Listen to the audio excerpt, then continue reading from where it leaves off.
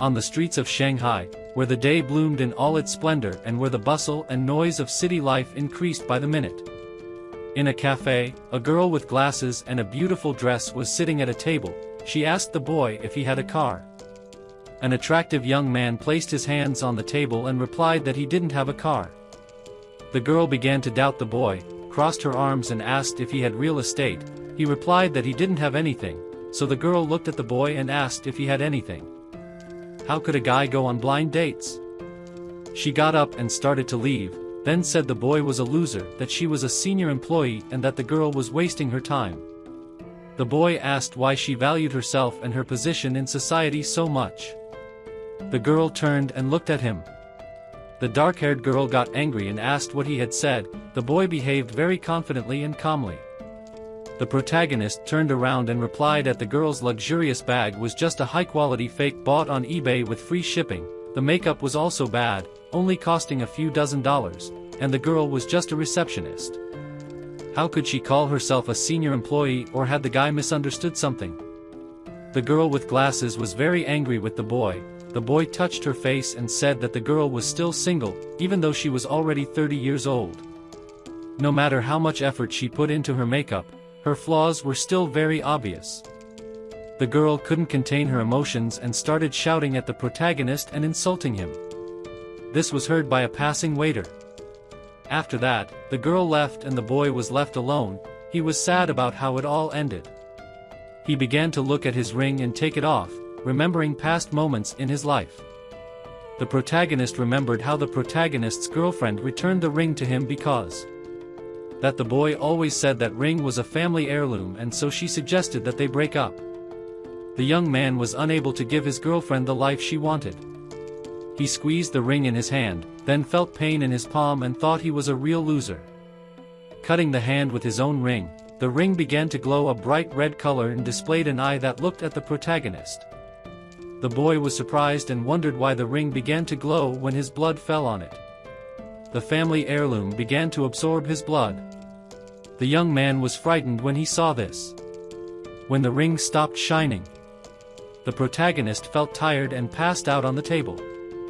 After this, the protagonist wakes up and does not understand why he lost consciousness. He looked around and discovered that the ring was gone. The boy started looking for him, but couldn't find him. The protagonist asked the waiters if they saw his ring or if someone took it when he lost consciousness. They were scared and looked at the boy. The waiters started talking among themselves and came up with a plan to avoid problems. They caught the boy, paused and threw him out of the cafe. One of the waiters told him he should leave the place or he would call the police. The young man stood up and was shocked by this attitude towards him. He understood that the waiters simply didn't want to get into trouble, but he didn't even pay for the food. The boy was walking down the street, very upset about today. When he heard someone shouting in the street to attract people's attention, it was an advertisement about a national instant lottery. The protagonist stopped to watch. He wanted to try because they said if he was unlucky in relationships, he would be lucky in gambling. The protagonist approached a man who was selling lottery tickets and decided to buy one. On the lottery ticket, the boy saw inscriptions that were hidden. He didn't understand how this was possible. He didn't believe it. Then he started rubbing his eyes. The protagonist thought he hadn't slept enough and that it was his imagination. When the boy opened his eyes, he still saw which ticket was the winner. The protagonist was shocked by this ability. The young man thought he had received X-ray vision because of the ring and that with this power, he would become super rich.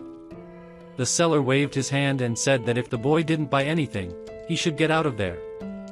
The boy smiled, took 3 lottery tickets and replied that he would buy them. The man looked at the boy and replied that he should just take one and leave. This wasn't a supermarket. The protagonist was a little angry with the salesman. The protagonist took the tickets and thought the man had terrible service. The boy should teach him a lesson. He shouted that he won $10,000 in the lottery. The people passing by noticed this. They started talking among themselves, thinking that he was very lucky and that it was a huge amount. They thought it was just washing powder. The man didn't believe the boy, looked at him and asked if he could check the note. The young man gave him the ticket, but the seller immediately tore it up and said it was fake. The boy shouted that he had just bought these tickets from him and he dared to deny it. How dare he? The seller replied that he watched the news and knew about these tricks. That the boy needed to get out of there. The protagonist said that he must provide proof if he claimed it was false. The man looked at the boy and said he was the main proof. The boy replied that if it was false, because he didn't tear it to pieces, but he put the note in his pocket, the seller was just lying to him. The stranger began to worry and said he would sue the boy for defamation if he continued to say that. The young man crossed his arms and said that, if the man spoke like that, he wouldn't blame the protagonist. He gave the seller $100 and said he would buy these tickets. The man didn't understand what the boy wanted to do. The boy approached the people and said that they should be his witnesses. He chose these tickets in front of everyone to give to them. If they won something, they could keep it. Strangers on the street dissuaded the boy. They wanted him to get his money back, as such money is earned through hard work. The protagonist replied that they should do what he said, that they needed to believe in the boy. The man wondered who the protagonist thought he was. The boy's behavior made him a little angry. People on the street took the boy's tickets and started scratching them. Afterwards they were happy because they had won a lot of money. The young man reached out his hand and told the man to pay everyone now. The man did not want to give money to the crowd of people. He was shocked that everyone won money in the lottery. The crowd was very displeased and began to complain, suspecting that the man was just deceiving them. The strangers approached the man and one of them grabbed the seller by the face. The man said he would give them money if they just let him go. People took the money from the seller. A stranger approached the protagonist and said that this was his ticket, that they would not allow the boy to be left with nothing because he made them rich.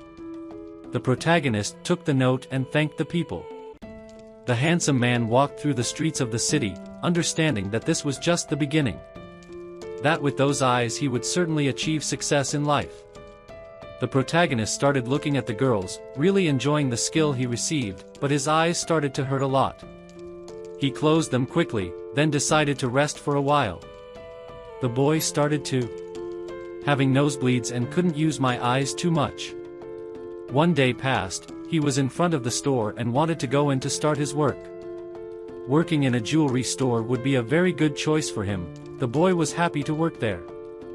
As soon as the store doors opened, someone told him to go to him quickly. The man was unhappy that the protagonist had arrived so late, as they had very little time. The boss gave the boy a suitcase and told him to go with him to the rough stone auction. He quietly told the young man that Miss Chow, the representative's daughter, would be there, so he should behave and keep his mouth shut.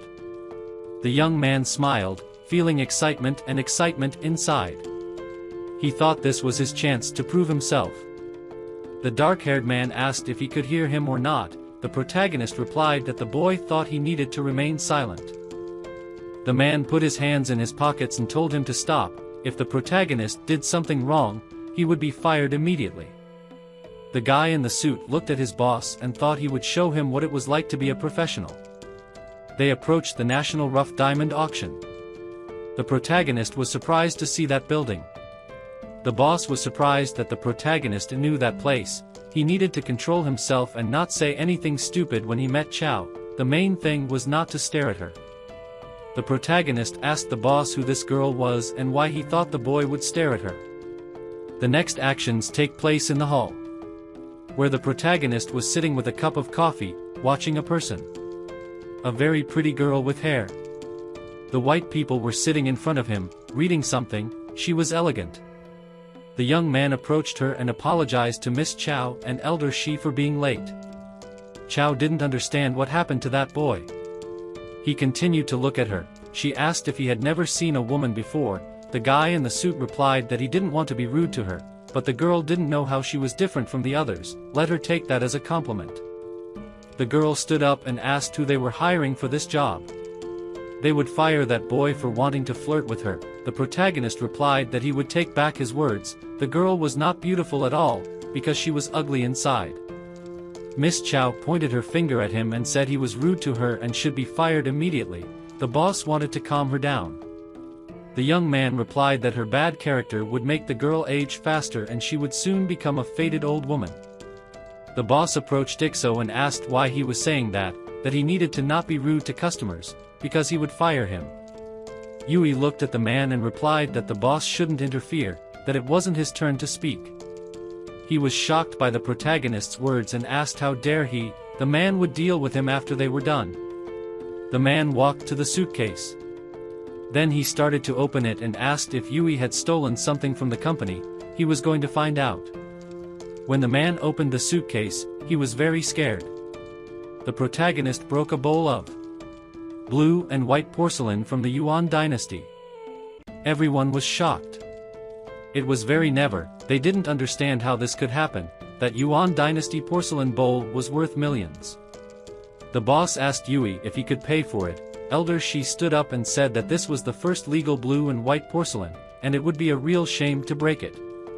The boss replied that he warned the protagonist all the way there, but he still broke down. The man thinks the boy did this on purpose to release his anger.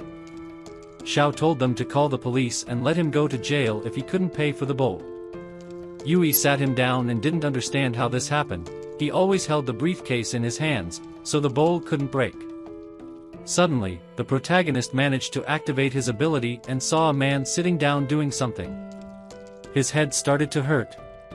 The boy didn't understand if it was an illusion or if he really saw the man guilty of what was happening. He activated his ability again, his head started to hurt even more, but the protagonist wanted to find out who he was. The young man saw the past, how his boss accidentally dropped the bowl and broke it. The man was very scared. The boy wondered if his penetrating gaze could really see into the past. He understood that they wanted to frame him. The girl screamed to stop the boy as he was paralyzed by fear. The boss agreed to this. Yui said to wait, he was sure that this porcelain was just a fake. Xiao responded that the protagonist had no brain at all or was blind. Mr. Chi personally checked the bowl. She was worth at least 1,000,000 yuan. The man grabbed Ixu's tie and said that although he knew how much authority Mr. Chi had, he dared to doubt his professionalism. The protagonist replied that he was ready to bet his boss that cup was fake. The dark-haired man released Ixu and said he was ready to reason with him. If the poor porcelain was real, in addition to the compensation, the boy would have to kneel on the floor in front of everyone and apologize. The young man asked what would happen if he was right. The boss replied that if by some miracle the protagonist was right, he would kneel in front of him. Elder Chi began to examine the porcelain and says that covered something very suspicious in the briefcase. He picked up a piece of china and said there was something wrong with it, that bit was very suspicious.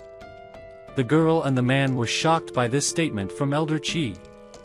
The old man continued, it seemed to him that someone had replaced her, that was not the china he had checked.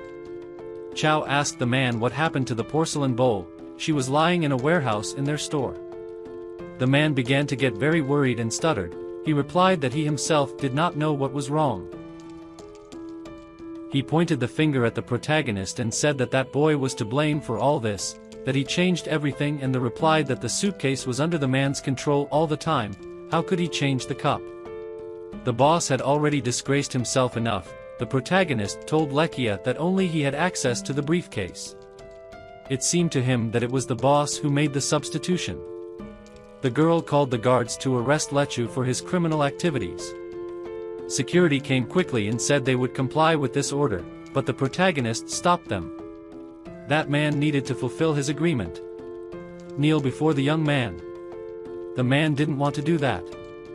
The guy looked at Xiao and said that this was her manager, that he couldn't even keep his word, and that she also needed to send people to check the warehouse as there might be an original bowl there.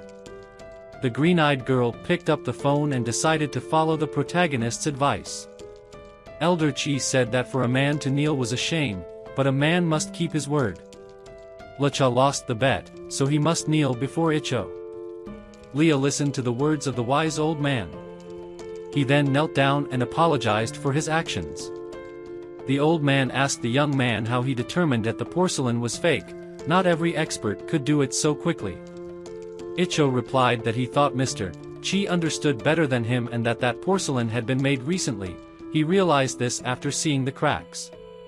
The elder smiled. The old man was pleased to have found someone so intelligent, and the polite young man was about to start the meeting. They were about to leave, and Elder Chi had to deal with the porcelain problem. After the meeting, the girl ordered her guards to hand Lechiel over to the police for his slander and actions.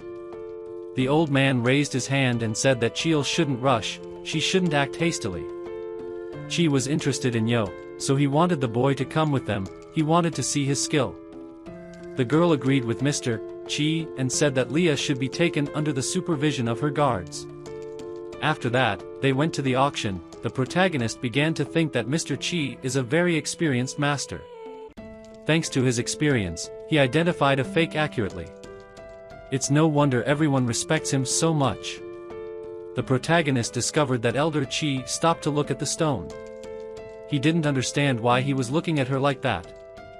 Yo approached the old man, looked at the stone and thought that even Mr. Chi had been in doubt for a long time, because they wanted to sell that stone for an inflated price. The young man activated his eyes and thought that this was his chance to help Elder Chi. When the protagonist looked at the stone, he saw a large, precious stone inside. Yo was delighted and shouted that it was a wonderful stone, he wanted to buy it. The old man waved his hand and replied that it was better to look for better material, which didn't cost so much. People started talking among themselves, thanking Elder Chi for the advice as they wanted to acquire it. Elder Chi heard the protagonist say that he was buying that stone for $10,000. The old man turned around and started to smile. Xiao said that Elder Chi carefully studied that stone. That it could be sold, but not at a high price, that he wanted to waste money. The protagonist replied that he recently won the lottery, so he wanted to try his luck with the stone. The guy was very lucky lately, perhaps this stone would make him incredibly rich. Elder Chi approached him and said he was great. That the boy understood stones well. The young man smiled and told Mr. Chi that he was just trying his luck. The seller interrupted the conversation and said that the price was exactly $10,000, let me get his check, he would help the protagonist cut the stone for free. The girl said she needed to check on Leah. Elder Chi replied that she shouldn't rush, he wanted to see what would come out of that stone. Chao crossed his arms and said that the boy would gain nothing from that stone, that it was a waste of money. The young man replied to the girl, and if the value of the material is paid for the stone itself, what will you do? The girl replied that if he gained anything from that stone, she would apologize for her words, but if Ixo suffered losses, the boy would apologize to her. The protagonist agreed to these conditions. The seller was about to start cutting the stone, but the young man waved his hand and stopped him. He didn't understand why the boy stopped him and said that if Ixo changed his mind about buying that stone, it was too late, he couldn't return the money. The protagonist replied that he hadn't changed his mind, that he shouldn't worry so much. Ixo took the marker in his hands, stood close to the stone and began to draw lines on the stone, showing the seller where to cut. The boy with purple hair began sawing the stone according to the protagonist's marks. The girl didn't think there was anything special about that stone, she believed in Elder Chi, but she was interested in seeing. When the stone was cut, people saw something blue inside. One of them thought that if he had known, he would have bought that stone. Elder Chi was shocked by what was found in the stone, he couldn't say a word. When the stone was cut from all sides, people didn't believe their eyes, they didn't know that this was possible.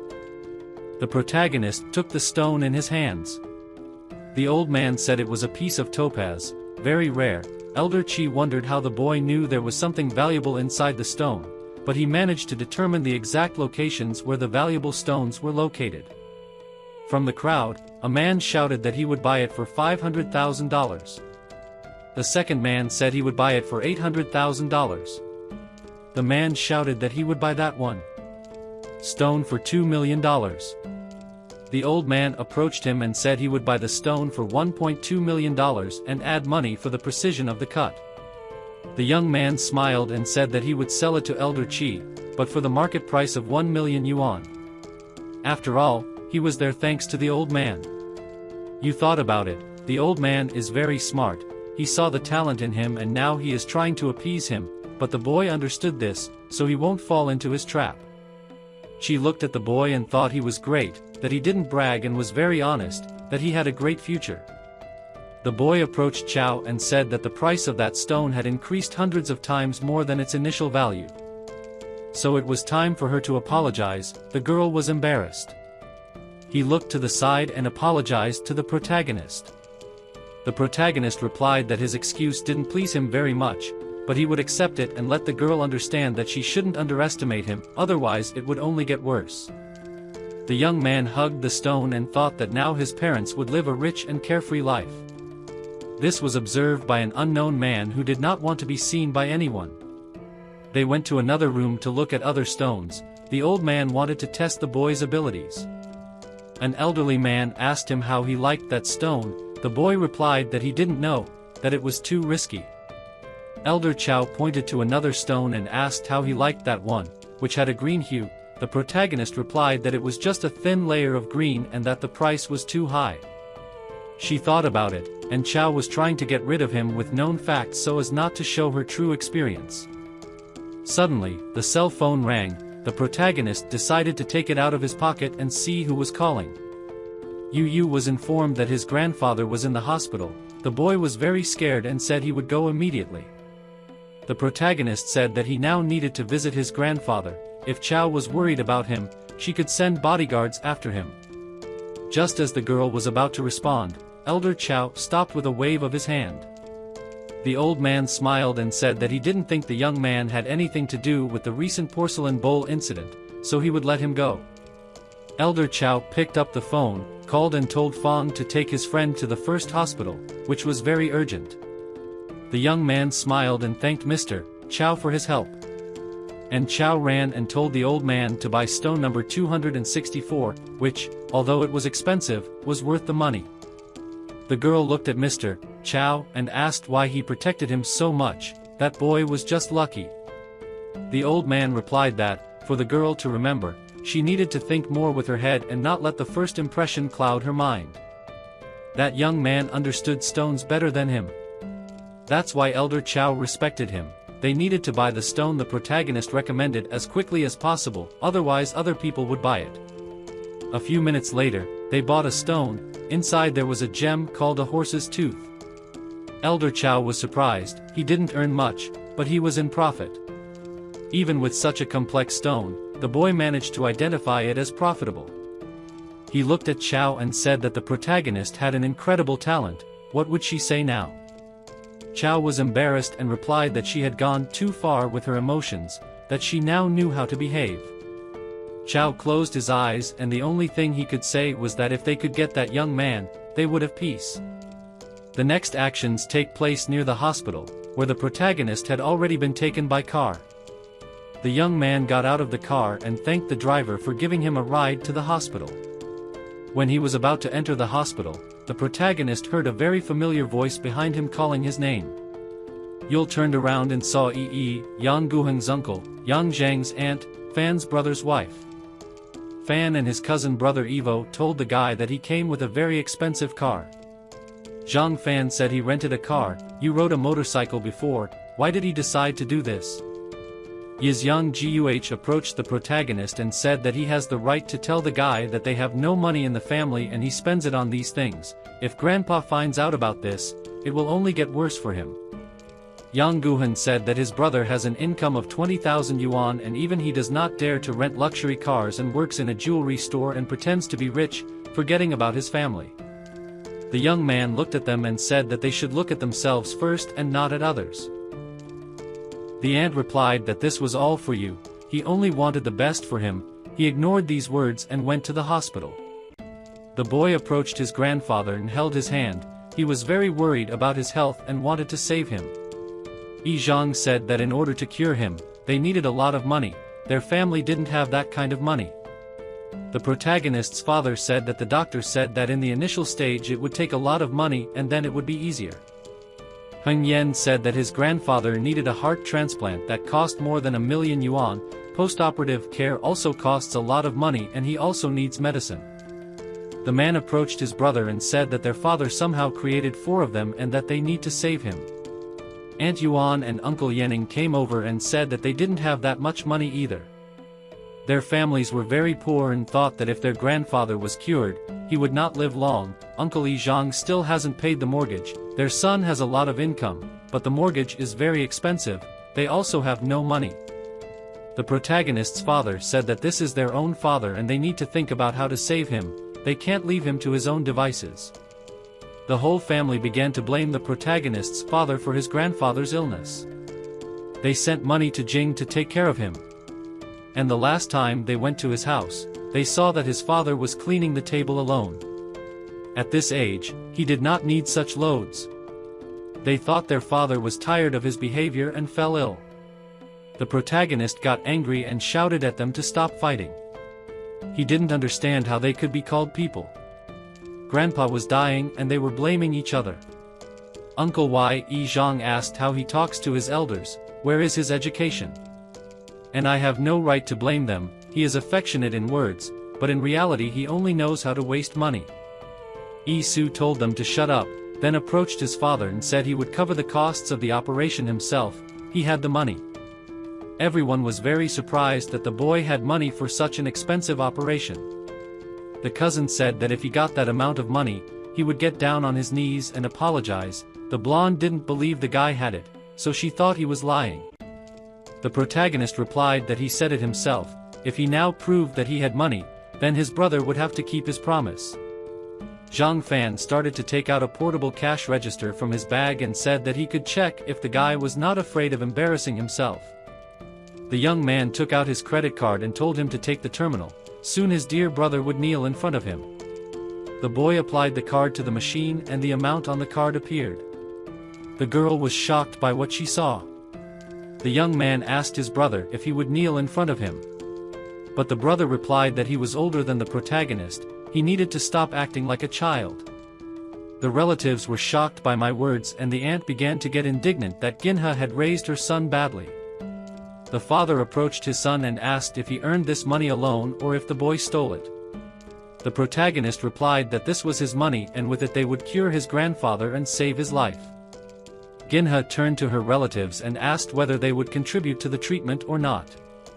The uncle replied that he would like to help, but he had no money. And the man with the glasses certainly hadn't. I's father told his son that they would pay for the treatment, but they needed to hurry. The protagonist agreed with his father's words.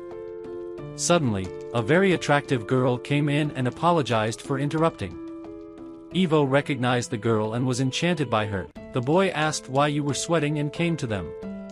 The girl didn't recognize the boy, so she looked at him and asked who he was. He replied that she was a noble person, it would be strange if she met him. The cousin introduced himself, he was from the Wang Advertising Agency and he and Mr. Chang were advertising for her company. Sui sighed, closed his eyes and replied that he remembered him now, the boy was from the Wang company. She looked at the people around and asked which one was me.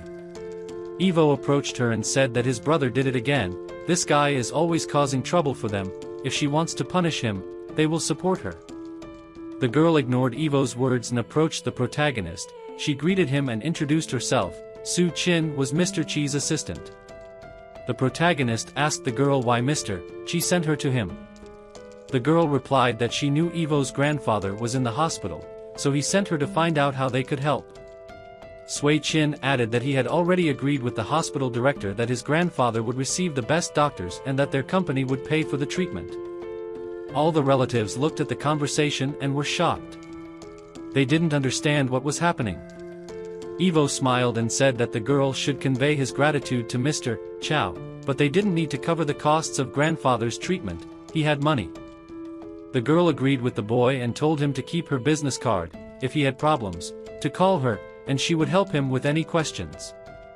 The young man was very happy to receive so much care, so he thanked the Suxinua.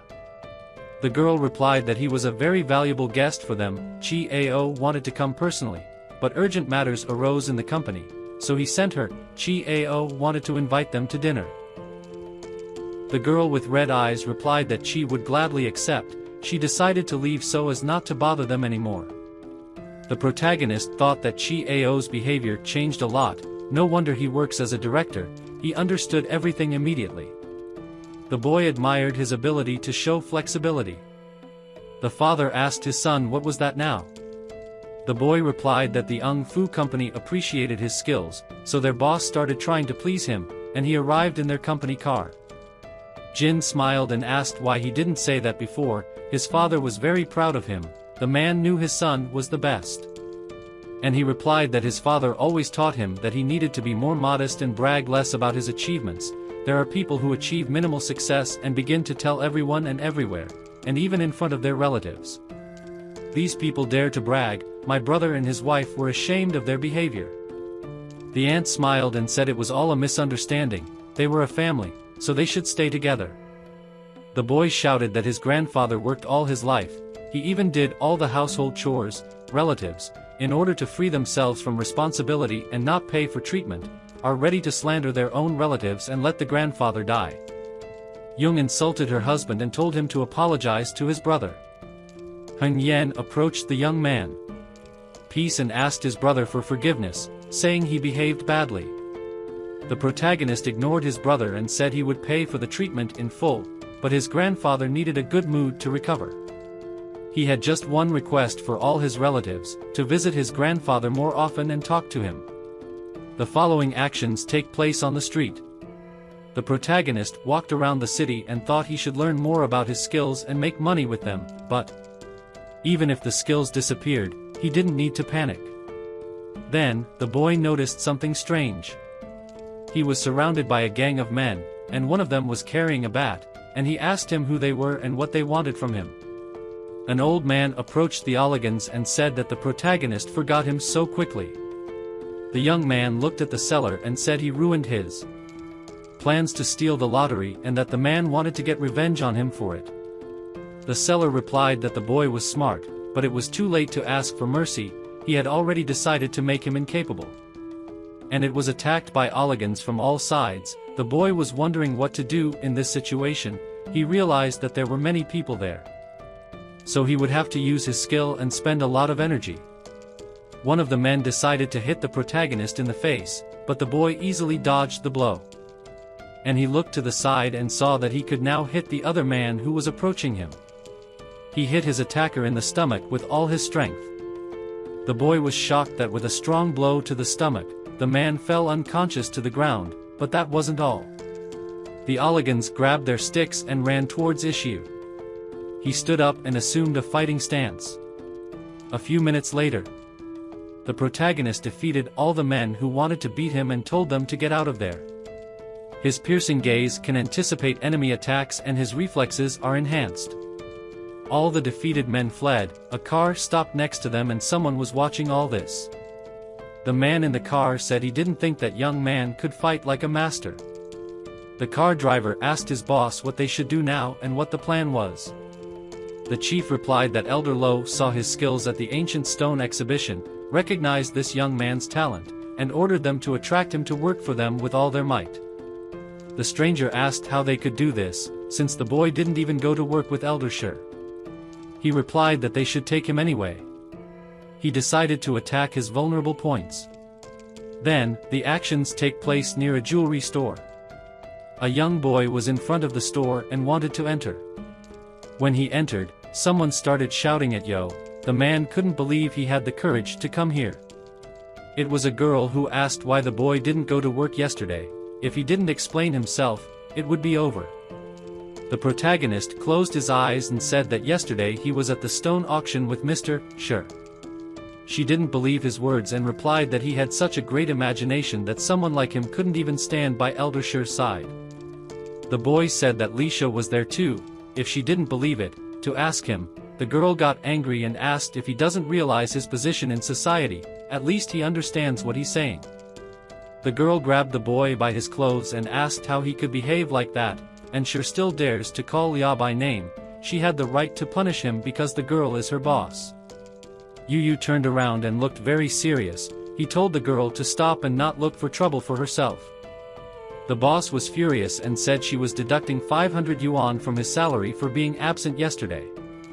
Now he had the gall to be openly rude to her, so she fired him from that day on. The boy no longer works at their company. The girl called security to kick him out. But the protagonist said he would leave alone, but she would regret it. The pink-haired girl replied that she regretted not kicking him out sooner, so he should get out of there soon. The young man started to leave, but suddenly someone called him on his cell phone. He answered and greeted Sway. The girl asked if he had arrived at the store yet. The boy left the jewelry store and replied that he was fired and was going to the hospital. Sway was surprised that Yu was fired. She decided to deal with this injustice and resolve everything. He just needed to wait a little. Zhang called her boss and she answered quickly. The girl wanted to know why he was calling her. Zhang began to shout himself soon and at least understood what he was doing. She needed to bring Ishiyu back quickly no matter how she did it. If she failed, not only would she be in trouble, but he would be as well. The girl was surprised that he was talking about you. The man told her to quickly follow him. Soon ran out of the store and ran to you. She apologized to him. The boy noticed the girl and turned around. The young man worked in this company for 3 months. He suffered insults from Soon and Aleka every day and now she suddenly decided to apologize. She ran and bowed to him. Zhang apologized again. The boy should understand her, she was a girl. The protagonist replied that if he forgave her, it still wouldn't change anything. Her boyfriend, Zhou, was seen stealing company property and the police have already arrested him. The young man said that if he wasn't mistaken, Jian was also involved in this, so they would soon come after her too. The boss was shocked by the boy's words. She couldn't believe Aleka could do something like that. 2 cars approached and security guards got out of one them and approached the protagonist and the girl. The guards grabbed Jyn's hand and told her that they needed to investigate a case of interference in the company's affairs, and she had to go with them. Sway got out of the car with Xiao and apologized for this misunderstanding. The boy replied that it wasn't their fault, so they shouldn't apologize. Xiao said that Su Jin would be severely punished for his actions, and on behalf of the company, apologized for the moral damage caused to him, hoping for his mercy. Yu Yao replied that he didn't need so much politeness, he still hadn't thanked him for helping his grandfather. Bella smiled and said it was their duty. When they had time, they would visit their grandfather. The red-eyed girl said they had a request for the boy. Could he go to the warehouse and check something? The protagonist agreed. If he hadn't been officially fired yet, then he was considered their employee and had to comply with their request. The store employees were shocked to see that Yu Yao had such a high position in society and wondered why he kept it a secret for so long, but were happy that someone taught Su Jin a lesson. Then the actions take place in the warehouse. Yu Yao explained there that, after interrogating Leia, they began to suspect that some of the products in the warehouse had been replaced. The girls would be happy if the protagonist could organize a check. The boy agreed. They opened the suitcase and there was a green vase. The young man became interested and decided to check it out. When Yu Yao looked closer, a red light appeared. He was surprised and didn't know what it could be. And he heard a man carrying this vase. His clothes were from a long time ago. Suyu was watching at that moment and wanted to ask what he was doing, but Xiao stopped her. The young man pointed to the vase and said it was from the Shang dynasty. It was genuine. The protagonist picked up a white bowl, made of Song-era white porcelain, also genuine. The boy began to examine other antiques. An antique vase with a dragon design was also real, but the bowl with a lid was fake. It was at most 10 years old. He looked at a lot of antiques today, so he felt really bad. His head could not support such a load, and he fell to his knees due to the pain in his head. The girls ran up to him and asked him what happened. He needed to take a break and then check the rest. Now he understood the limitations of his ability. Xiao agreed with the protagonist's words and thanked him, saying that he had better go to the hospital to see his grandfather. The boy thanked him and decided to leave. When the young man left, Xiao told the red-eyed girl to check on him, to see how accurately he had determined everything. Sway replied that everything was correct. The boy never made a mistake.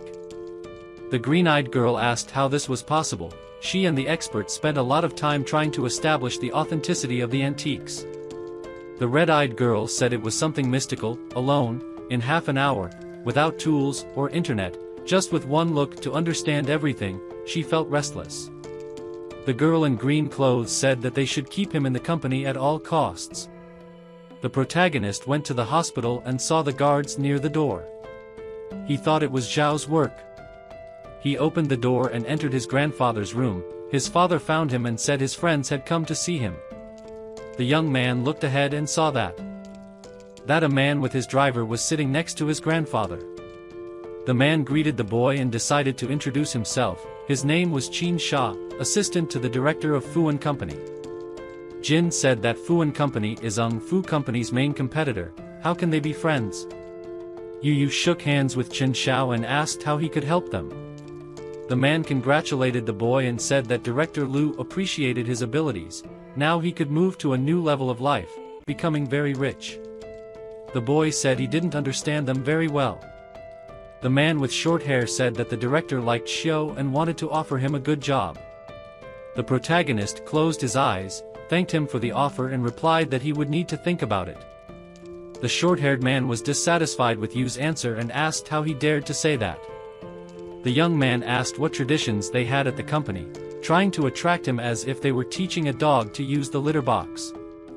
The company employee got angry and told the boy to repeat that to his face, and the man would beat him so badly that he would crawl on his knees. Yu replied that they should get out of there before he had to expel them personally. The boy asked his father if his grandfather had been scheduled for surgery. Shen Cha said that the guy was very arrogant. He dared to look down on their boss in exchange for his kindness. The boy replied that it was the boss who despised him, otherwise he would not have sent such workers after him. The father approached his son and said that he was very temperamental. It was not possible to refuse like that. After all, their company was linked to the mafia.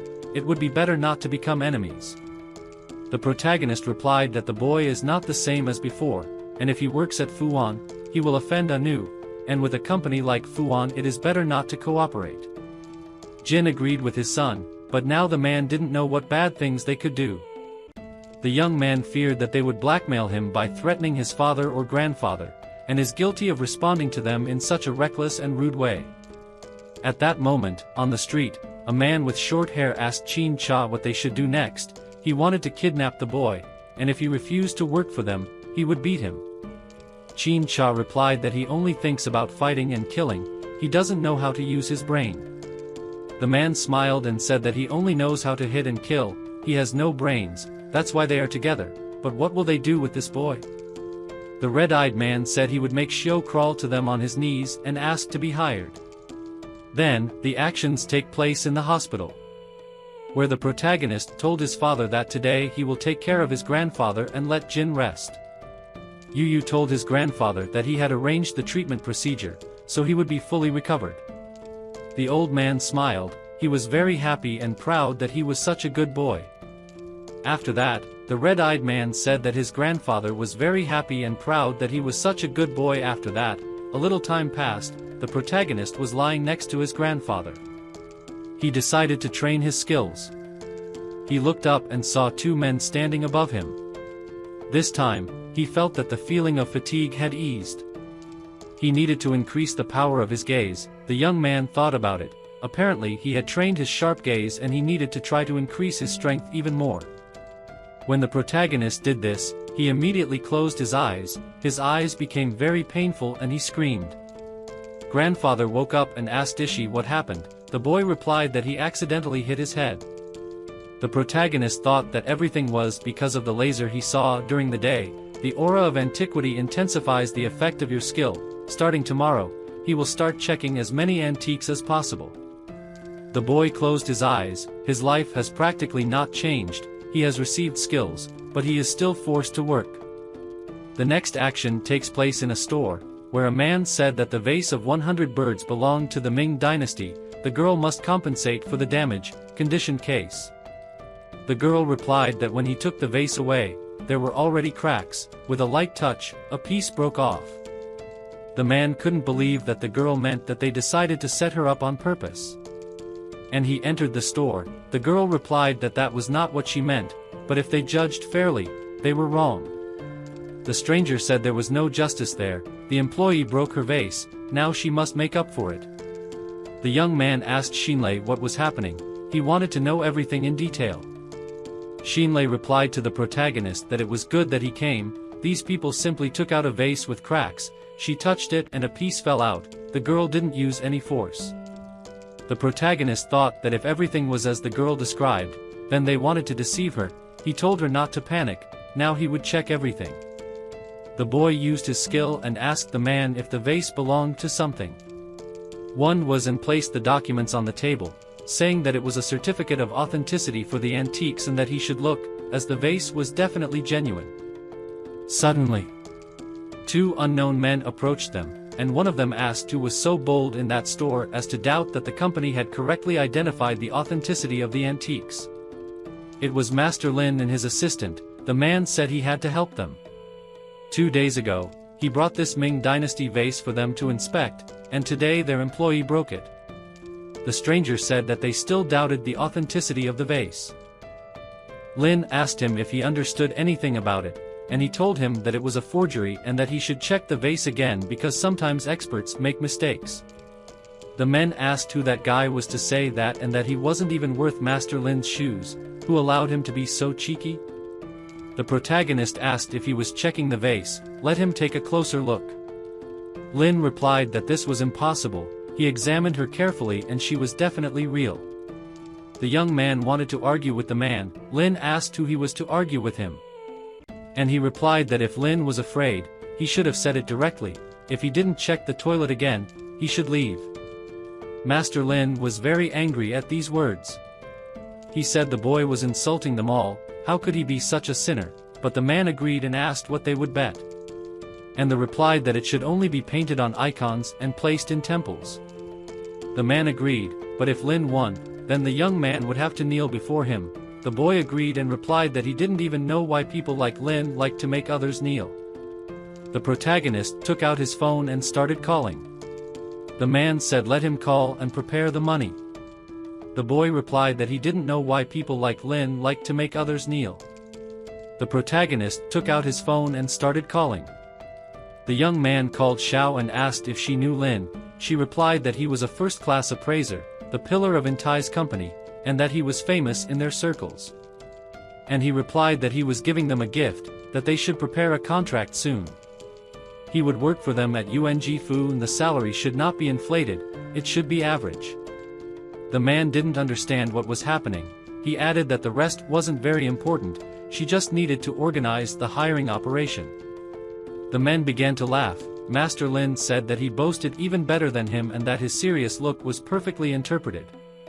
Because I hadn't been nominated for an Oscar yet, Chinla took the papers in his hands and said that the authorities asked to print these papers for him. The boy replied that he would need them later. The men continued to laugh. Lin couldn't believe I hadn't given up yet. The young man was determined. He approached the vase to make the contract. He held the vase with his hand and then decided to play cock on the floor with all his strength to show everyone that it wasn't real. When the vase fell to the floor, it broke into small pieces. The protagonist began looking for the part he needed. Everyone in the store was shocked by the protagonist's action and Lin's heart hurts after what he saw. The unknown man shouted that the boy had gone completely crazy and now he would have to make up for everything twice as much. The protagonist took a piece of the vase and said to Lin to look at it and then tell if it was a real vase or a fake one. Lin approached the boy and took a piece of the vase. When he carefully examined the piece, saw the number 90. The man began to worry. He couldn't believe he had made a mistake. Lin couldn't say a word. A man approached Lin and said that he had checked this vase. It couldn't be fake. Lin apologized to Shen, but it was a fake and he didn't notice it. Shen shouted that the boy had faked it. The boy apologized to Shen, but it was a fake and he didn't notice. Shen shouted that this was impossible, that they were conspiring to deceive him. This vase is very old, either they would double compensate him or the man would call the police. The young man replied that even if he called the police, Lin Chong simply made a mistake while working, he would refund the inspection cost and that was it. But the men came with counterfeit goods and this is considered a crime and they are sent to prison for 5 years. They were shocked by Yo's words. The boy turned to Shen and told her to call the police. When the men heard this, they began to quickly run out of the store. Shen promised that they would meet again. The protagonist told Lin not to worry, that those two cowards wouldn't dare cause him trouble. Yo responded that they were co-workers and colleagues should help each other. Suddenly, Xiao and Sui entered the store together with security and an unknown man. Xiao approached Lin and welcomed him to the Ong Fu company. They were happy to have a new employee. The girl supported herself. Yo told Lin to quickly sign the contract, that they had money and pretty girls. Wasn't it wonderful? The girl believed that, so that he wouldn't worry about his previous job, they would send qualified lawyers to resolve everything there. The fine for terminating the contract would be paid by their company. Yo told Lin to quickly sign the contract, that they had money and pretty girls. Wasn't it wonderful? Sui was embarrassed by the words of the protagonist and the girl. The green-eyed girl was a little embarrassed. Sui looked at Yo and smiled. The green-eyed girl smiled, handed the contract to Sui and said that Lin would be the pillar of their company from that day on. Lin replied that there was no need to be so polite to him, because the real master there was Yo. He wanted to learn from him. The protagonist replied that he was not a particularly good teacher. Besides, he would soon leave and Lin would become the pillar of the company. So the boy gave some advice. Learn from Shi, the eldest was an incredible master of his craft. The blue-haired boy asked if they were completely stupid. How could Yo become the pillar of a company with such weak skills? Were they throwing money away by giving him a salary? The green-eyed girl turned to him and asked what the blue-eyed boy meant. Kun replied that the girl thought this guy deserved her attention. He was just a deceiver and they fell for his tricks. Shiho told the boy to temper his words. She saw Yo's skills and praised him, so the only fool there was K. The blue-eyed boy replied that she was very kind. An old woman had gone crazy. Obviously I was deceiving them. He pointed his finger at them and said that everyone was conspiring to deceive them. He couldn't have an X-ray in his eyes. Yo said that if whoever thought he was fooling everyone, then let him check it however he wanted. It wouldn't hurt the protagonist to improve his antique skills. He ordered the guards to bring his treasure from the car. Security brought the antiques. The blue-eyed boy told them to bring it slowly and not touch anything. The guy with blue hair asked the protagonist to tell him what that object was. The protagonist begins to analyze the man's treasure. After analyzing for a while, the protagonist smiles. After completing your analysis, the protagonist kicks the man's treasure.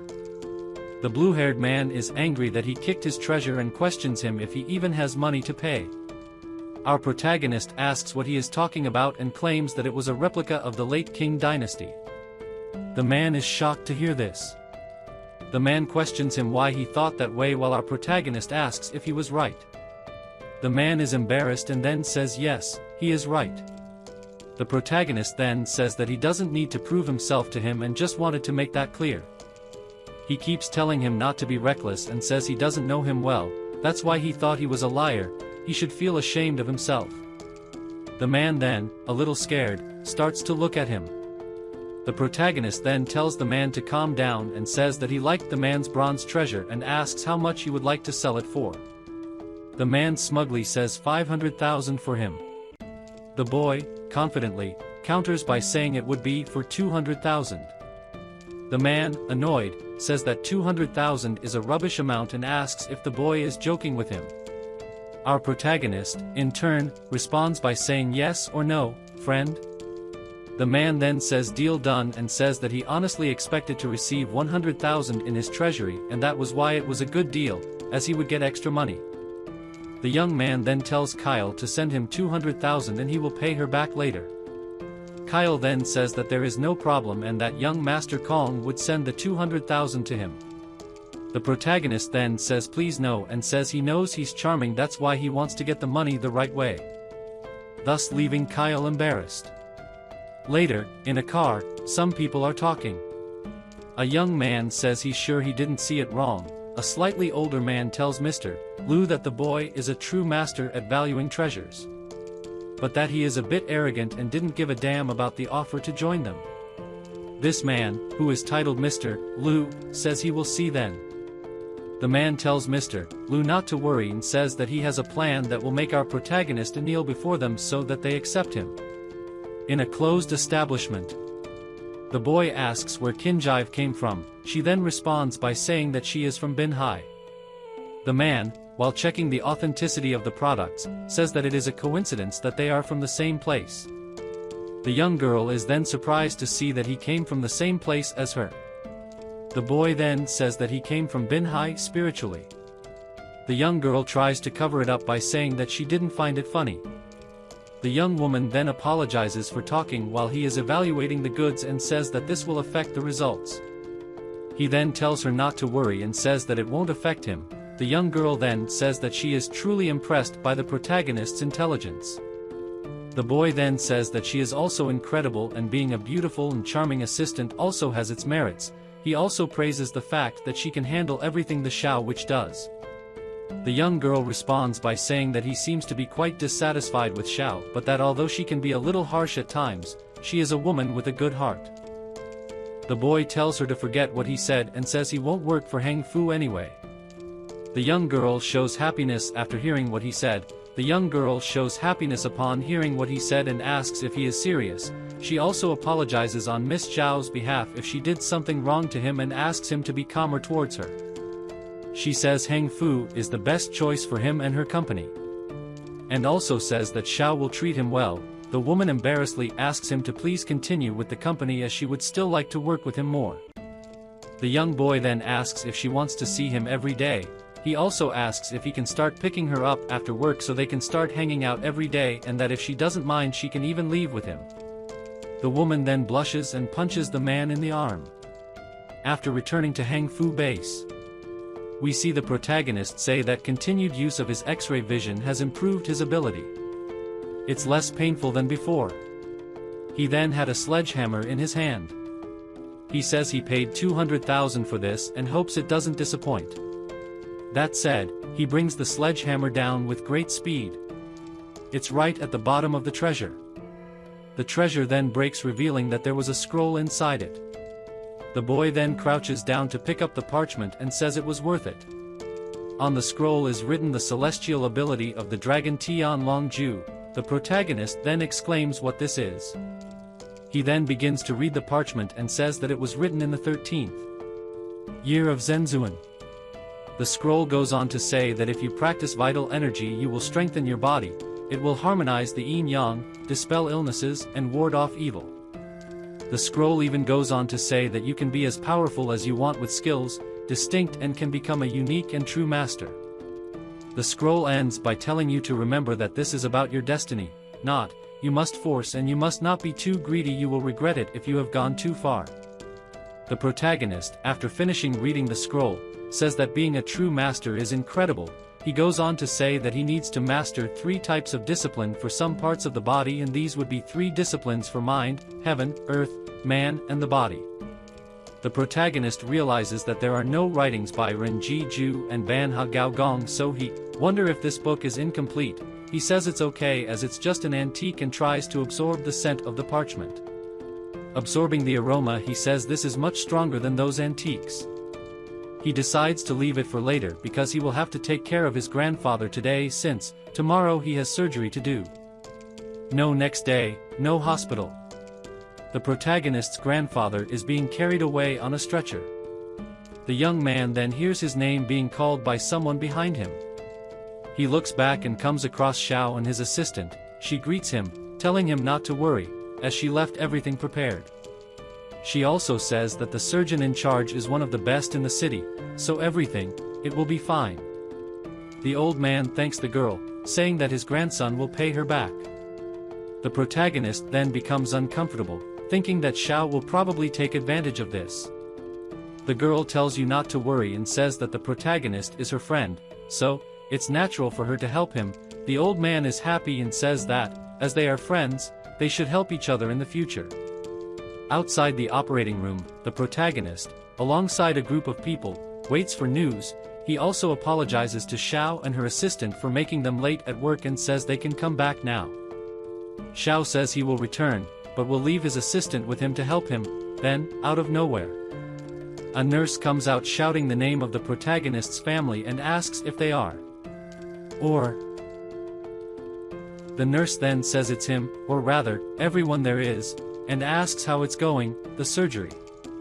The nurse says that the patient has had a sudden hemorrhage and the doctor is trying to save him, but it looks really dangerous, so he asks him to prepare for the worst.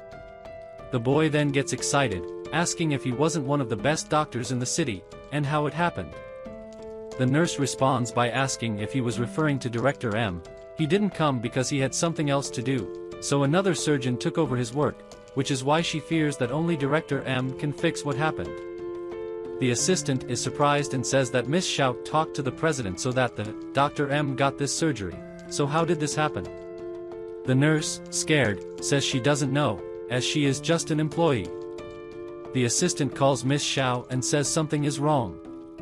The doctor in charge comes out asking where Director M is and tells her to find him quickly as he is the only one who can fix this.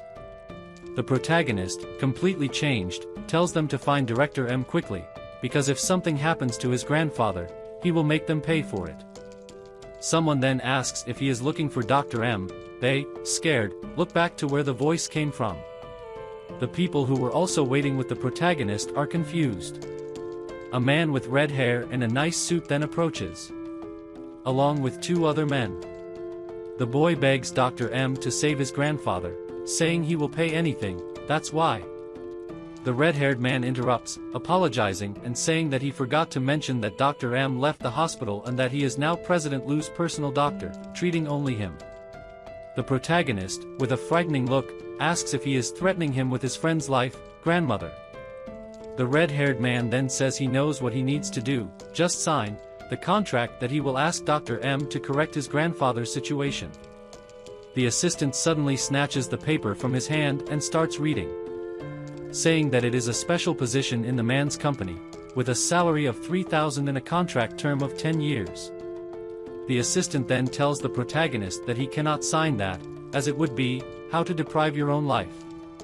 The man gets nervous, cursing the assistant and telling her to stop talking nonsense. He ends by telling him to just sign or he'll never see his grandfather again. The protagonist, melancholy, says he will sign. But suddenly a man appears, apologizing, saying that it was negligence on the part of the hospital administration that made this happen. The assistant calls him President Zahn. President Zahn says that a qualified doctor requires empathy and tells Dr. M to treat himself before thinking about saving others. He also tells the two men behind him that they should save the patient and quickly. The red-haired man does not give up on his persuasion and tells the protagonist that now only Dr. M could save his grandfather with 100% certainty. The protagonist then reluctantly closes his eyes. Soon after, he turns to ask the doctor about his grandfather's hemorrhage. The doctor says that he had a hemorrhage in his chest and that they didn't know which of his blood vessels had ruptured. They did not have enough experience to find the location of the bleeding in a short time and it was too late to do a complete examination. The boy then questions, asking if he knew the exact location of the broken vessels, he could fix them. The doctor says yes, if he knew he could definitely fix it, but that there wasn't enough time for that. The protagonist, completely confident, says he will go with him and tells him to do anything he says and that he will also be responsible for anything that goes wrong. The attending doctors are shocked to hear this, but the protagonist insists, saying, who will take responsibility for anything that goes wrong. The director tells the doctor to go with him and do exactly what he says. They then go to the operating room. Inside, the young man is saying that he is about 2 centimeters shorter. The protagonist tells him to go back a little and says yes, it's right there. The doctor is impressed and asks how this is possible, calling it incredible. Outside, everyone is waiting anxiously. It is also revealed that those people waiting outside are relatives of the protagonist. The man with red hair tells the protagonist's father that his son is too young to understand what is happening there. So he won't take it personally, but he should be aware of it, otherwise, he would be blamed for his grandfather's death. He keeps saying rudely that when the time comes, he is afraid that there will be nothing left but regrets for the protagonist, leaving his father scared. The nurse leaves the room telling everyone to move, as she is carrying the stretcher. The father, very nervous, asks the doctor what happened. The doctor smiles and says that his bleeding has stopped and that his life is no longer at risk. The protagonist's father then starts crying, thanking the doctor for saving his life, of his father. The doctor says that it was thanks to the protagonist's incredible guidance and also says that, "I wouldn't have been able to fix that alone." The assistant is surprised and asks the boy if he knew anything about medicine. The red-haired boy then asks how this is possible. He turns around, asking Dr. M if he hadn't said that only he could solve it, that situation. The doctor, completely scared, says that he was in fact the only one who could solve the problem, that kind of situation, and asks who that kid is. One of the doctors tells President Z that the patient bled a lot, so he is still in poor condition and the transplant needs to be postponed. The president then agrees and says he wants to assign a doctor to provide care 24 hours a day, Grandfather's Day. All doctors then follow orders. The president turns back, asking for the protagonist and the assistant. He apologizes, saying he's really sorry for what happened today. The boy says it's not his fault, but rather those scoundrels who have no mercy, nor conscience. The man, nervous, says that he hasn't finished with him yet and that he will see him later. He goes on to say that sooner or later he will beg on his knees. Meanwhile, the protagonist quickly approaches him. He kicks the man hard, making him collapse to the floor. One of the men who was there curses the protagonist. The assistant asks how dare he hit his brother. The young man, furious, looks at them with contempt. The man lying on the ground then calls the protagonist a bastard and tells him to wait. The boy says he's waiting there and starts rubbing the sole of his sneakers in the guy's face, man, asking what he can do. The man's younger brother then raises his fist, telling the protagonist that he is a dead man. The young man, completely confident, holds the man's punch, who is shocked, as he was a well-trained fighter. But the protagonist, without caring, pulls the man's arm back and trips him, knocking him to the ground. The young man then begins to beat the two of them while they are lying on the ground.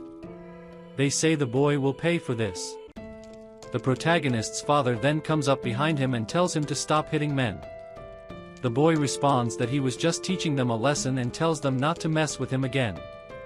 The men run away. Meanwhile, the protagonist's father says that he humiliated people associated with gangster, and so they may not leave him alone.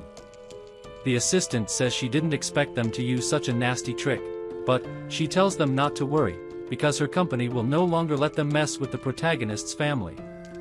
The protagonist then asks the assistant if she can do him a favor, asking to the hospital to have the security camera videos deleted. After all, he hit those people, then this could cause problems. The assistant says he is very attentive and tells him not to worry, as she will take care of it. Meanwhile, the red-haired man remains in the hospital tending to his injuries. At the same time, someone asks who did this to him. He looks back and calls him Master Lu, saying that it was the protagonist who hit him. It also says that the contract fell through and that the protagonist will not work for their company. Master Lu then says that, if that's the case, he's going to do something much more unpleasant and asks the man to send someone to break the protagonist's leg. The man follows orders and says he already has someone in mind and will do it right now. Master Lu, before leaving, still says that if he fails again, no need to go back. The protagonist enters a restroom. There, he finds his father and asks him to come home to rest. Instead, he will stay in his place. His father thanks him and asks him to call him if something goes wrong with Grandpa. The protagonist then reassures him and asks him to rest. From the bag, he takes out that parchment and he says he's going to see what that celestial dragon ability is about. Immediately afterwards, he begins to meditate. Taking a deep breath, he begins to channel energy. The young man then says he begins to feel his core. Finishing your concentrated breathing. He exclaims that it was very refreshing and he feels brand new, as if he had slept for several hours straight, and that, indeed, it was a great treasure. Soon after, his cell phone starts ringing and he sees it was Chow. He answers and asks Chow what she wants. Chow, in turn, he says he wants to invite him to breakfast and asks if he has time. There, the young girl offers a contract to the protagonist for a salary of 5 million and additional dividends from the company and asks if he wants to join it. The boy thanks Chow for giving him so much value. but he's afraid he can't sign the contract. The girl, in turn, tells him to at least check the contract and then decide whether he wants to sign it or not. He says he knows she and her company are good for him, but he's afraid he can't really sign the contract, but tells her not to worry, as he won't go to any of the other companies either. She asks if he's not going to work anymore, but the boy says he has his own plan. The woman tries to warn him that because he messed with Lu Shuang, he would hunt the protagonist at one time or another and only her company could protect him. The boy then, smiling, asks if she is worried about him, but she says she's serious and asks if he has any idea what's going on. The young man tells her not to worry, as he has everything under control. The woman then says that it doesn't matter to her, as she has already finished talking. The protagonist then leaves the establishment. He suddenly receives a call from his friend Fan Tong and asks why he is calling. His friend, in turn, asks if he forgot what day it is. The protagonist asks if they should celebrate once again that their friend was rejected. The friend curses him and says that today is their second graduation birthday party and asks if he is going to go. The protagonist thanks his friend for reminding him and says that he had actually forgotten. The friend tells the boy to run before it's too late and says that Wang, his classmate, is treating everyone with arrogance and asks him to get there quickly so they can teach him a lesson. The protagonist then arrives and realizes that the place is quite big. He enters the place and starts looking for his friend. The friend suddenly appears from behind and asks what he has been doing these last few days, since he hasn't called him. The protagonist jokes that he was trying to stay away from dirty dogs like him. The friend starts hitting him on the head and says he's very mean. Meanwhile, someone calls them. They look to the side and see a man clinging to a woman. The man says it's been a long time since he's seen them and says they haven't changed at all. The friend calls him Wang Jin, while the protagonist says he doesn't need all this fuss, as he already broke up with her a long time ago. The friend apologizes to the protagonist, saying that he wouldn't have asked him to come if he had known about this, and says that it is very embarrassing, implying that the protagonist and the blue-haired woman had a relationship. Wang tells the protagonist that he already graduated 2 years ago and only earns 3,000 in salary, saying that he can barely make a living for himself, let alone her. He continues the insult, telling the protagonist to work harder and use his brain so as not to live like a pig. The friend says that Wang went too far and says that they are not equal, because Wang has a rich father who gives him everything. The man then raises his hand and says that they are condemned to be poor. Some people there, watching the discussion, say that Wang has his own company, with annual sales of tens of millions in profit. They also say that he is the heir of the family, so he has good genes, and that he is really a talented young man. The woman tells the protagonist that she wasted many good years with him, and that is the most regrettable thing she has ever done in her life. Wang tells her that it's never too late to fix things, and now that she's his wife, she will be satisfied with her reputation and wealth. Some people shout from afar at the protagonist to have manners with the man, because what he said was nothing more than the truth. Furthermore, the protagonist's low salary reduced the course's average salary. The protagonist's friend intervenes, saying that they have gone too far and that it is a rare opportunity for them to get together, and asks why they like to humiliate their colleagues. Wang then makes fun of the protagonist, saying that since they are colleagues, he will give him a special favor. The man says that his company is short of cleaners, and that the monthly salary is 3,500, asking if he has any interest. He then looks at the protagonist with a superior look, and everyone behind him starts laughing. The people in the back say that Wang is helping the poor and tell the protagonist to show his gratitude. The boy, in turn, tells his friend Phantom not to get mad at these bastards. Wang asks who he is calling a bastard, and says that he is a figure who receives 3,000 in salary. He also calls him the leader of the beggars. The protagonist turns around and says that in 3 months he will be much better than he was. The man hears this and makes an apathetic face. Soon after, he starts laughing a lot at the protagonist, asking what's wrong with him. He then turns back and asks the group of people if they heard what he said. People, laughing a lot, also start making fun of the protagonist, saying that in 3 months he will become the company's official cleaner. The young man is unfazed and says that, in 3 months, he will be begging for mercy. The man, staring, says he will pay to see and also states that, in 3 months, he will pay for a meal in that same place and asks the protagonist if he would dare to attend. The young man then says that it's a done deal and turns to leave. Ong suddenly notices a famous figure entering the door and calls him Elder Ki. The man then approaches the man, asking if he's there for dinner too. But he is stopped by security, who asks who he is. Ong then introduces himself, saying that his father had already done several deals with him. The Lord then greets him, saying it's a pleasure to meet him. Ong tells the Lord that they really appreciate Wang Fu's company's support of his business, but they never had the chance to thank him in person. The man, in turn, says that he doesn't need to worry about that and says that it would be great if he qualified the products more. He also says that he has other business to do and asks for permission. The people behind are very impressed that Wang knows someone like the company leader, Wang Fu. The man recognizes the protagonist from afar and wonders if that isn't his friend Yi Qiu, and calls him. The woman from before and the group of people are shocked to hear this. The protagonist says this is familiar to him and greets him in a relaxed manner. The man asks if he came there for a classmate reunion and says it's no wonder he left him behind first. The boy says that Yi Qiu is much more respectable than him and asks if he is free at any time for dinner, as he would like to ask for advice. The man says that he would definitely be free, but apologizes for having to leave now, as he still has business to do. The protagonist thanks him and says he will visit him someday. The friend comes up from behind and grabs him, asking if he was hiding his contacts this whole time and says that it's amazing that he knows someone like Yi Qiu.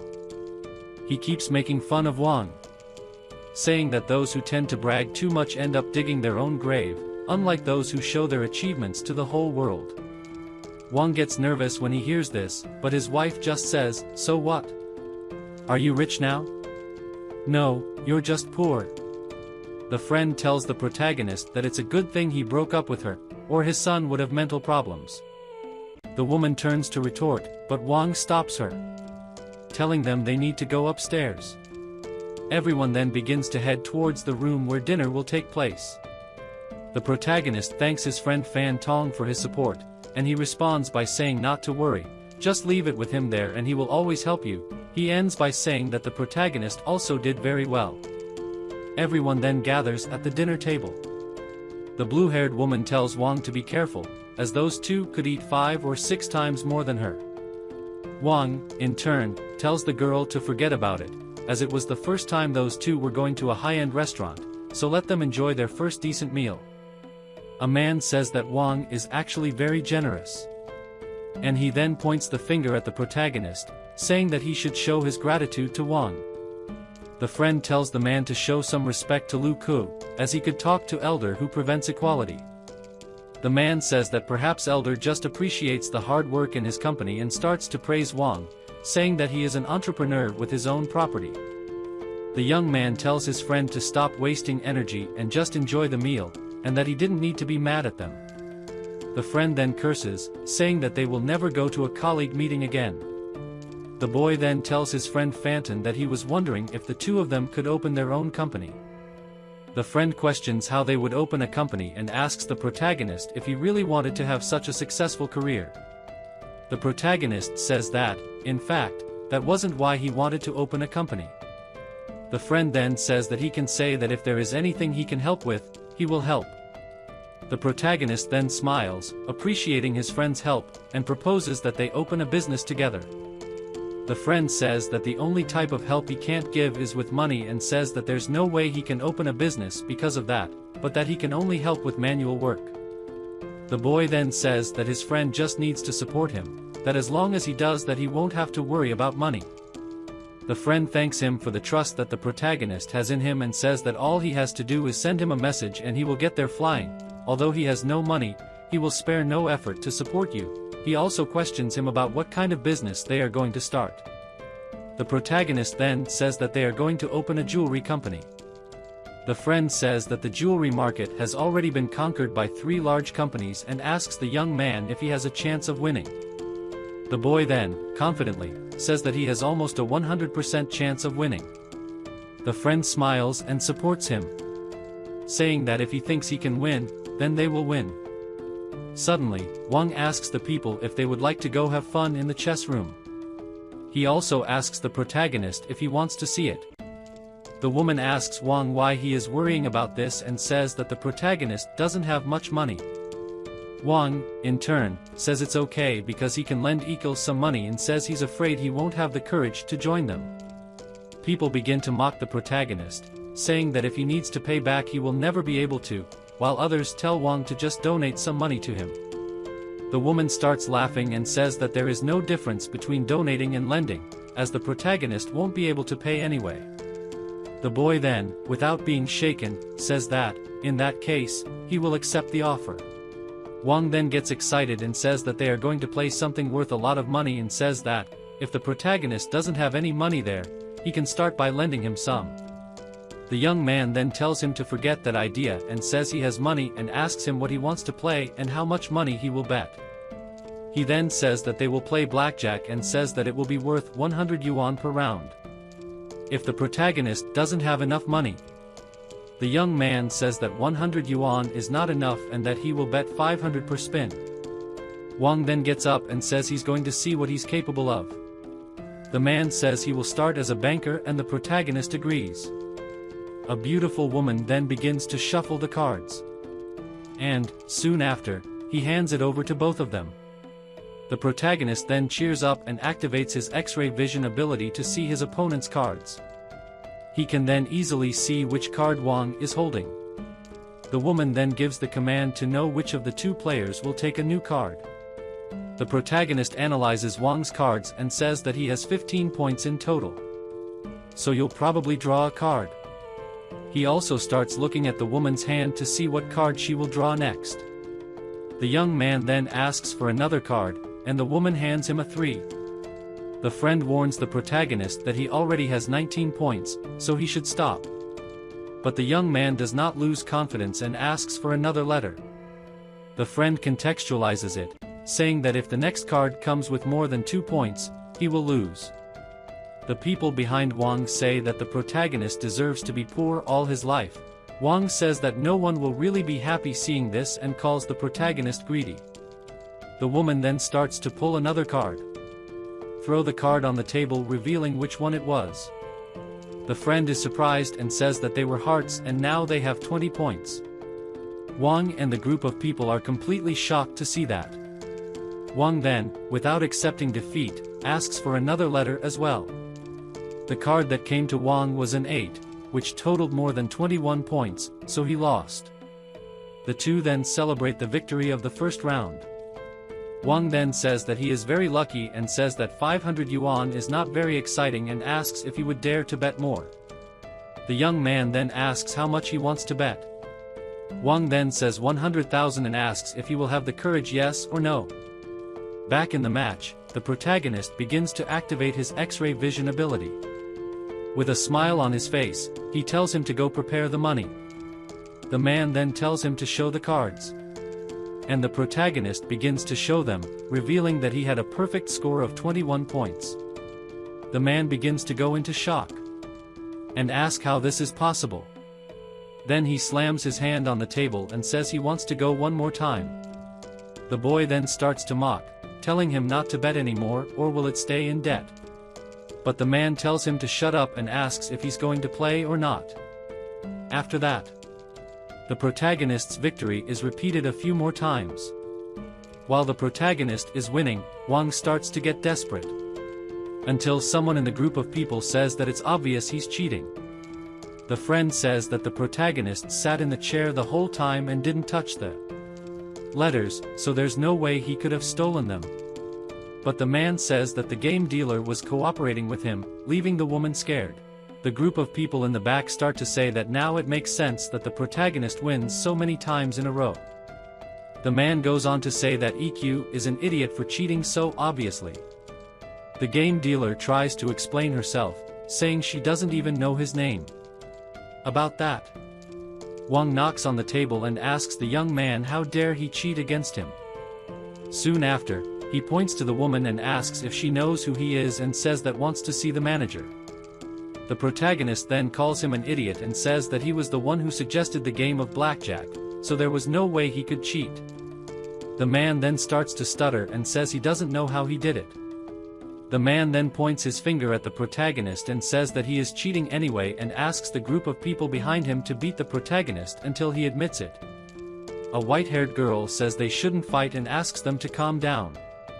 He then curses the girl. The man then says he will split the 100,000 yuan for them to catch the protagonist. The men then begin to walk towards the protagonist, controlled by greed. The young man then says that this is shameful and he shouldn't try this trick to get rid of his debt or else he would suffer the consequences. One of the men then punches the protagonist and calls him weak. The boy then quickly slaps the man in the face, who in turn falls to the floor with pain in his face. Meanwhile, the protagonist asks who will be next. 3 men are in front of him and say they are going to catch him. The friend tells Yichio to run and says he will cover for him. But the young man thanks him and says there's no way he can lose to these losers. The protagonist then, with great speed and skill, knocks the men one by one to the ground, until only Wang was left. Yichio then says it's the man's turn and calls him to fight. But the completely scared man runs away and says that Yichio will pay for this. The friend then becomes completely fascinated by Yichio's strength and asks if he has been hiding his strength this entire time. The protagonist then sees the fallen men and says that he didn't expect them to become so corrupt in just 2 years and says that to be successful you shouldn't be guided by something like reputation. The protagonist then turns to the white-haired girl and says that he will transfer 100,000 wongs to her. He tells her to keep 50,000 and transfer the remaining 50,000 to those losers on the floor. The girl in turn says that she doesn't want his money, but that she will send the 50,000 to the fallen men. The young man then asks her to accept, as he may end up needing her help in the future and that if she needs help she can also contact him. They say goodbye to the white-haired girl and start to leave. When they are leaving, the friend asks Yichio if he had any crush on the white-haired girl since he gave her 50,000 wongs for free. The protagonist says that wasn't the reason and says that he might need her at some point in the future. The friend then says that the girl's mother was sick and asks if he gave 50,000 because he knew that. The protagonist says that yes, that's why he gave 50,000 wongs to the girl, but that he is disappointed in his remaining colleagues because they became trash in just 2 years. The friend jokes with him, telling him not to get upset and tells him to trust his father there. The protagonist jokes that they should follow Grandpa's lead and that if they do so they will be able to achieve something great. He then gets into a taxi and begins to say goodbye to his friend. After the taxi leaves we see Wang on a call saying that he is already out of place and says that he got into a taxi. The Wang then says that Qiu is doomed and says he will leave him crippled. During the taxi journey, a car passes at high speed, obstructing your path. The taxi driver then swears at the car and in. Then suddenly 2 motorbikes surround the taxi. The driver wonders if he is being attacked by gangster. The protagonist then asks him to stop the car and he says they're probably looking for him. The man then stops the taxi. Poise turns to the protagonist and asks who he is messing with. One of the men on the motorcycle arrives at the back of the car and knocks on the protagonist's window. He opens his window and asks what he wants. The man says that his boss wants to see the protagonist and says that if he doesn't come for good, he will do it for bad. The young man then says it's okay and he will follow him. Arriving there, he is surprised by the size of the mansion and says that if it were back in the day he would probably be scared to death. Before entering he asks the man to wait a minute. Soon after, he activates his X-ray vision ability. Then he suddenly smiles and tells him to take him to his boss. The man then tells his boss that he has arrived. The boss then takes a look back and comes across the protagonist. He suddenly says that the boy is confident since he is not afraid of him. The young man then asks the boss's name. The man with blonde hair then gets angry and calls the protagonist ignorant for not knowing the big tiger. The young man then says that he has heard of one of the 2 great auction house leaders and he calls him the 4th oldest in the Law family and says he heard a lot about him.